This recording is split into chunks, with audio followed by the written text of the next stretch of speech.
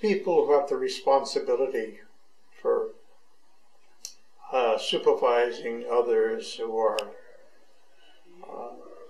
going to produce a certain number of addictions. It's statistically there will be a certain number of addictions, and you can't avoid it.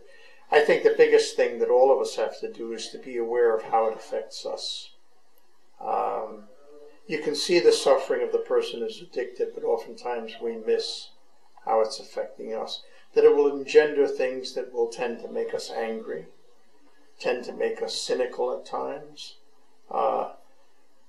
There's one case that I deal with where the way I phrase it is I say, this particular person has never given me any reason to believe what he has told me, because I don't want to get my own mindset to say that he is manipulating me. I could say that, and I think it would be factually true, but I will not say that with my mindset. I'll say simply that I've come to understand I can't rely on his word.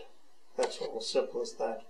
And when I do that, I don't have any expectations that will bring me into grief, and it allows me to keep working with this person.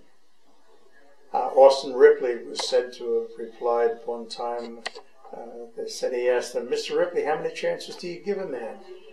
They said he just hesitated briefly and replied, one more.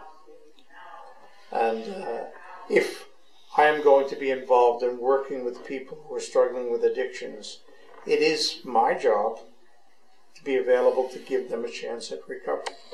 I can't produce it. I can try and facilitate it. It's my own belief that there is a moment of grace, to borrow Gerald May's phrase from his title of his book, Addiction and Grace. There is a moment of grace. And grace comes from God. It doesn't come from me. I can try to be the instrument. I can try and facilitate. But to do that, I have to be in touch with myself and realize that addictions can drive me crazy. Not my own, God willing, if I stay in recovery, but other people's addictions.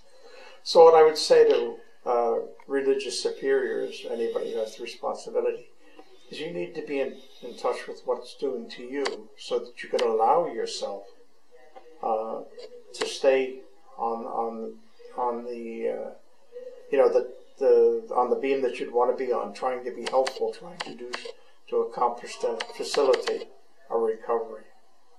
So that would be my biggest advice: is look at yourself and know that this thing will drive you crazy. Don't let it. Stay good, stay holy.